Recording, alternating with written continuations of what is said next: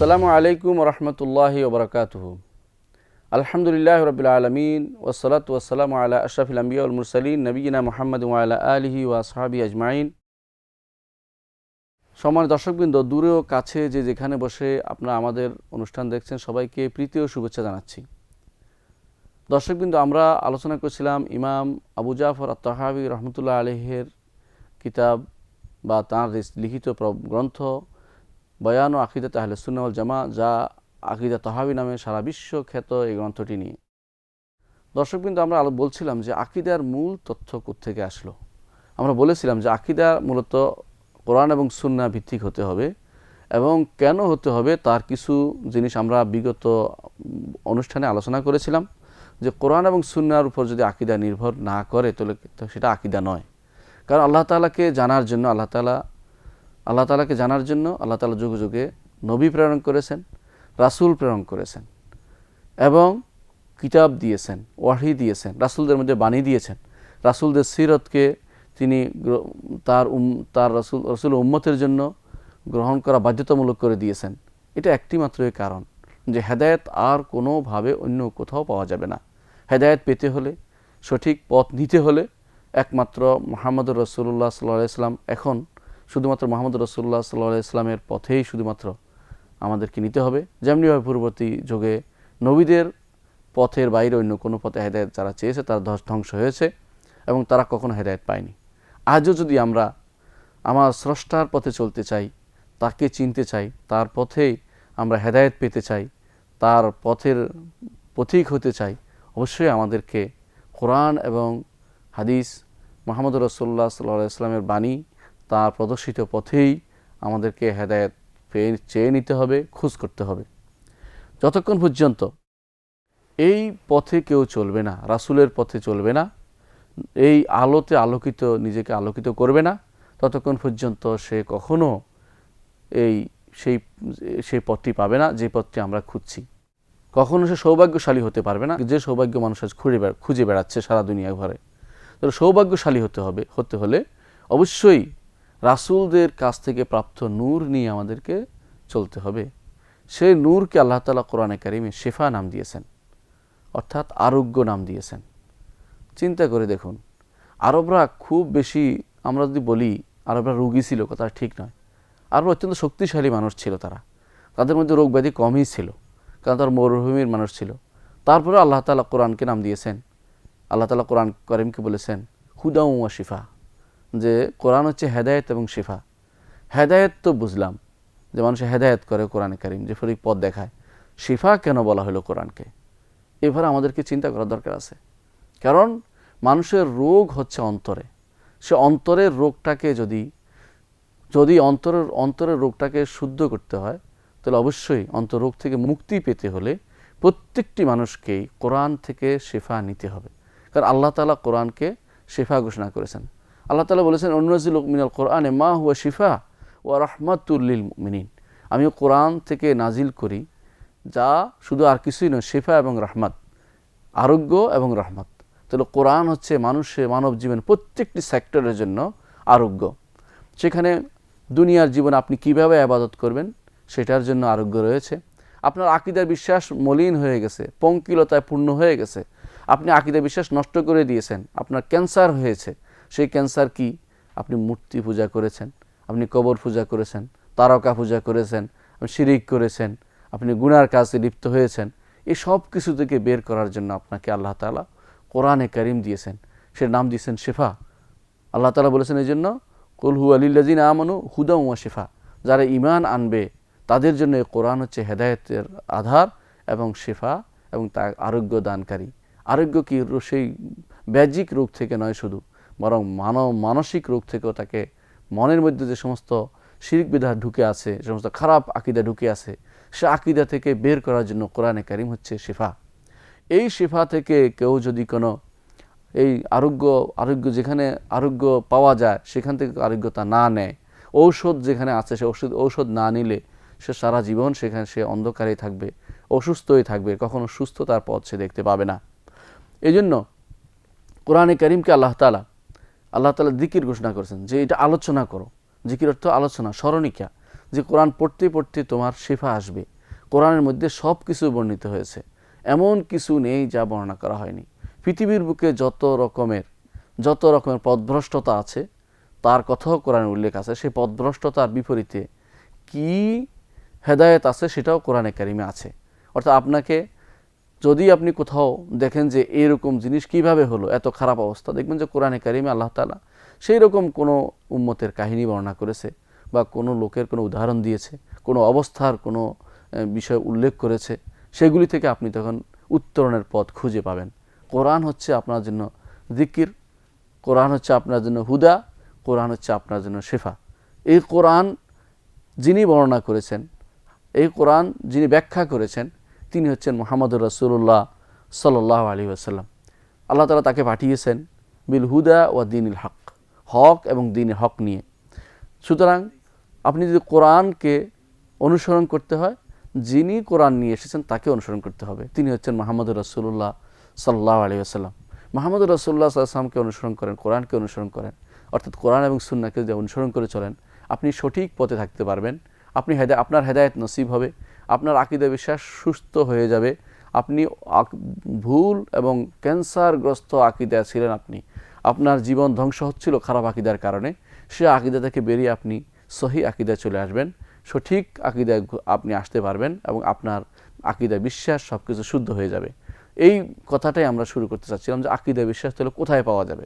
সহি আকীদা পেতে হলে যেখানে হেদায়েত আছে, যেখানে শেফা আছে, যেখানে জিকির আছে, সেখানে আসতে হবে। তা হচ্ছে কোরআনে কারীম এবং রাসূলুল্লাহ সাল্লাল্লাহু আলাইহি ওয়াসাল্লামের হাদিস, তার সুন্নাহ, তার সিরা, এগুলোর মধ্যে হচ্ছে শেফা। এর মাধ্যমে আমাদেরকে আকীদার দর্শ নিতে হবে, এর মাধ্যমে আমাদেরকে দ্বীনের দর্শ নিতে হবে, এর মাধ্যমে আমাদেরকে শরিয়া হিসেবে যা আমরা মনে করছি তা মেনে চলতে হবে। এর বাইরে অন্য যে কোনো পথে আপনি চলেন না কেন, আপনি পথভ্রষ্ট হবেন, আপনি সঠিক পথে চলতে পারবেন না। এই জিকিরের ক্ষেত্রে মানুষের বিভিন্ন তারতম্য হয়ে থাকে। হ্যাঁ, বলতে পারেন যে আমি তো পরিপূর্ণ কোরআন বুঝি না। হ্যাঁ, পরিপূর্ণ কোরআন বুঝাটা কিন্তু ফরজে কিফায়া, কাউকে না কাউকে বুঝতেই হবে। আপনি পরিপূর্ণ কোরআন না বুঝলেও কিছু জিনিস আপনার জন্য ফরজে আইন। আল্লাহ সম্পর্কে জানা, রাসূল সম্পর্কে জানা, কোরআন সম্পর্কে জানা এবং ফেরেশতাদের সম্পর্কে জানা, তাকদীর সম্পর্কে জানা, আখিরাত সম্পর্কে জানা, এগুলি অবশ্যই ফরজে আইন। প্রত্যেকটি ইমানদার মাত্রই জানতে হবে। না জানার ভান করে আপনি পার হতে পারবেন না। কারণ ফরজ আল্লাহ তাআলা আপনাকে পাঠিয়েছেন, কিছু দায়িত্ববোধ অবশ্যই আপনার আছে যে আমাকে কেন পাঠানো হয়েছে এবং কি নিয়ে কি কাজ করতে হবে, আমাকে কি কাজ করার জন্য পাঠাইছে আল্লাহ তাআলা আমাকে, এবং কার কাছে আমাকে ফিরে যেতে হবে, কিভাবে ফিরে যেতে হবে, ফিরে গেলে সেখানে আমি কি পাবো, এই জিনিসগুলি, আপনার কি পুরস্কার রয়েছে আর কি আপনার জন্য কি তিরস্কার রয়েছে, সেখানে গেলে কি শাস্তি আপনাকে পেতে হবে যদি আল্লাহর কথা না শুনে যান, সেগুলি জানা কিন্তু ফরজে আইন। প্রত্যেকটি মানুষকে জানতে হবে, না জানলে সে গুনাহগার হবে। তার মধ্যে মানুষের ক্ষমতার বাইরে আল্লাহ তাআলা লা ইউকাল্লিফুল্লাহু নাফসান ইল্লা উসআহা, সাধ্যের বাইরে আল্লাহ তাআলা কাউকে কষ্ট দেন না। সেই জন্য আল্লাহ তাআলা কিছু লোককে দিয়ে কিছু লোককে জানানোই যথেষ্ট মনে করেছেন। কিন্তু কিছু মানুষ অবশ্যই থাকতে হবে যারা আকীদার বিষয়ে অত্যন্ত বেশি জ্ঞানী হবেন, শরীয়তের বিষয়ে জ্ঞানী হবেন এবং ফিকহের বিষয়ে জ্ঞানী হবেন। তারা অন্যদেরকে সময় অনুপাতে তা জানাবেন। এটা আল্লাহ তাআলার সিলসিলা জারি আছে, তিনি সেভাবে করেছেন। তিনি যুগে যুগে এভাবেই, কিছু মানুষ ছিল জ্ঞানী, কিছু মানুষ ছিল মূর্খ। জ্ঞানীরা সবসময় মূর্খদেরকে আলো পথ দেখিয়েছেন, আল্লাহর পথ দেখিয়েছেন, দ্বীনের পথ দেখিয়েছেন, আখিরাতের পথ দেখিয়েছেন, হালাল হারামের পথ দেখিয়েছেন, সৎ কাজের আদেশ, অসৎ কাজে নিষেধ করেছেন এবং আল্লাহর পথে হেকমতের সাথে বিল মাউজাতিল হাসানা, আল্লাহর সাথে প্রজ্ঞার সাথে আল্লাহর পথে তারা দাওয়াত দিয়েছেন এবং উত্তম নসিহতের মাধ্যমে দাওয়াত দিয়েছেন এবং উত্তম তর্কের মাধ্যমে, যে তর্কের মধ্যে ঝগড়া নেই, এরকম তর্কের মাধ্যমে দাওয়াত দেওয়ার পথ দেখিয়ে কিছু কিছু লোককে আল্লাহ তাআলা পাঠিয়েছেন। এদের মাধ্যমে আল্লাহ তাআলা ওই লোকদেরকে হেদায়েত দিয়েছেন যারা এই পথের আলো পায়নি বা এই পথে চলতে পারেনি, তাদের যোগ্যতার অভাব ছিল, তাদেরকে আল্লাহ তাআলা পথ দেখিয়েছেন।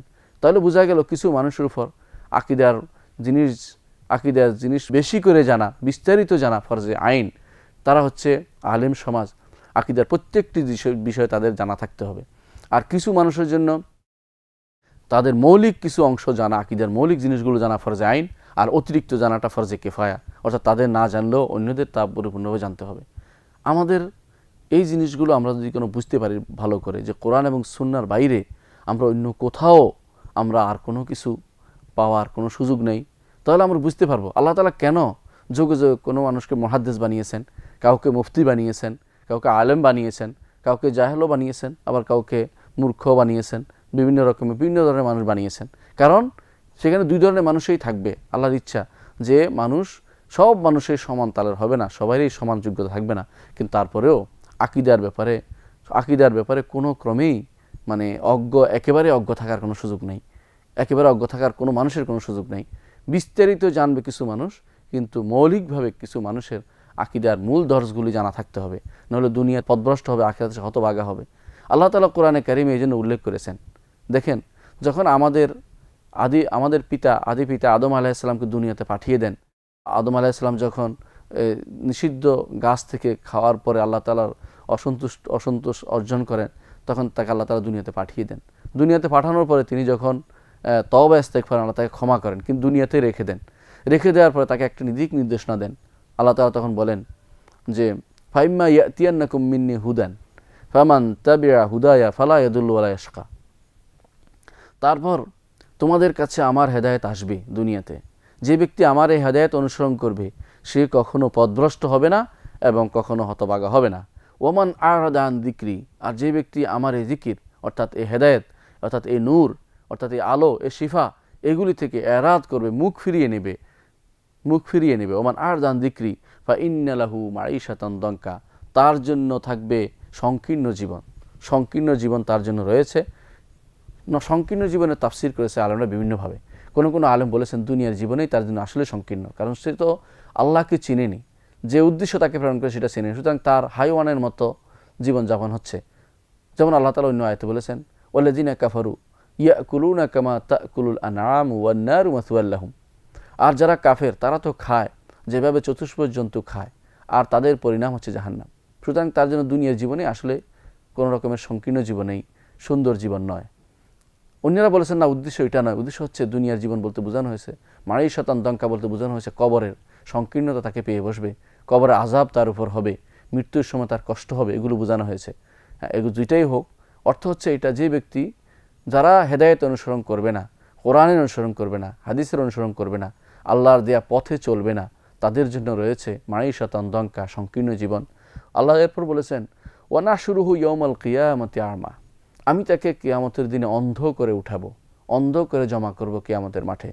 ক্বালা রাব্বি লিমা হাশারতানি আমা, সেই ব্যক্তি বলবে হে রব, আমাকে কেন অন্ধ করে উঠালেন? ওয়াকাদ কুনতু বাসীরান, আমি তো চোখে দেখতাম, আমি তো চক্ষুষ্মান ছিলাম, আমি দুনিয়াতে চোখে দেখতাম, আমাকে আপনি অন্ধ করে কেন উঠাচ্ছেন? আল্লাহ তাআলা তখন জবাব দিবেন ক্বালা কাযালিকা, এভাবেই আতাতকা আয়াতুনা ফানাসিতাহা, আমার আয়াত এসেছিল, আমার দেয়া বাণী এসেছিল, আমার হেদায়েত এসেছিল, আমার দেয়া শেফা এসেছিল, আমার দেয়া নূর এসেছিল, ফানাসিতাহা, তুমি সেটাকে ভুলেছিলে, সেটাকে তুমি পরিত্যাগ করেছিলে। নিসিয়ান শব্দের দুটি অর্থ আছে, একটি হচ্ছে ত্যাগ করা, আরেকটি হচ্ছে ভুলে যাওয়া। দুটি অর্থই শুদ্ধ। সে ব্যক্তি ভুলে গেছিল, গ্রহণ করেনি, পরিত্যাগ করেছিল ইচ্ছা করে, গ্রহণ করেনি। দুইটাই যারা এই কাজগুলি করে, অনেকেই দুনিয়ার বুকে চলে অথচ তারা দ্বীনের কোনো খোঁজ খবর রাখে না, দ্বীন বিমুখ তারা চলতে পছন্দ করে, এরাই এইভাবে হাসরের মাঠে উঠবে অন্ধ হয়ে। আল্লাহ তাআলা এই জন্য বলছেন ওয়াকাযালিকাল ইয়াউমা তুনসা, আজকের দিনে তোমাকে এভাবে ছেড়ে দেওয়া হবে, হাসরের মাঠে অন্ধ ছেড়ে দেওয়া হবে, তুমি ভালো কোনো কিছু অর্জন করতে পারবে না, তারপর তার পরিণাম হবে জাহান্নাম। এটা কখনো ভালো পরিণাম নয়, বরং ভালো পরিণাম হচ্ছে ওই ব্যক্তি যে ব্যক্তি কোরআনকে অনুসরণ করবে, রাসূলকে অনুসরণ করবে, আল্লাহর বাণীকে অনুসরণ করে চলবে, জিকিরকে অনুসরণ করবে, হেদায়েতকে অনুসরণ করবে, শেফা গ্রহণ করে নেবে। আরোগ্য কোথায় আছে তার মানব জীবনের রোগের, সেই ব্যাধির আরোগ্য কোথায় আছে তা দেখে খুঁজে বের করবে, সেই ব্যক্তি হচ্ছে সফল কাম। এই জন্য ইবনে আব্বাস রাদিয়াল্লাহু আনহু বলেন তাকাফফালাল্লাহু লিমান কারা আল কোরআনা ওয়া আমিলা বিহা ফিহি। ইবনে আব্বাস রাদিয়াল্লাহু আনহু বলেন তাকাফফালাল্লাহ, আল্লাহ জামিন হলেন, জামিনদার, আল্লাহ গ্যারান্টি দিচ্ছেন। দুনিয়ার মানুষ কত কিছু গ্যারান্টি চায়, আপনি আল্লাহ যেখানে গ্যারান্টি দিচ্ছেন দেখেন, সেই গ্যারান্টি আমাদেরকে নেওয়া উচিত। আল্লাহ গ্যারান্টি দিচ্ছেন, কি গ্যারান্টি?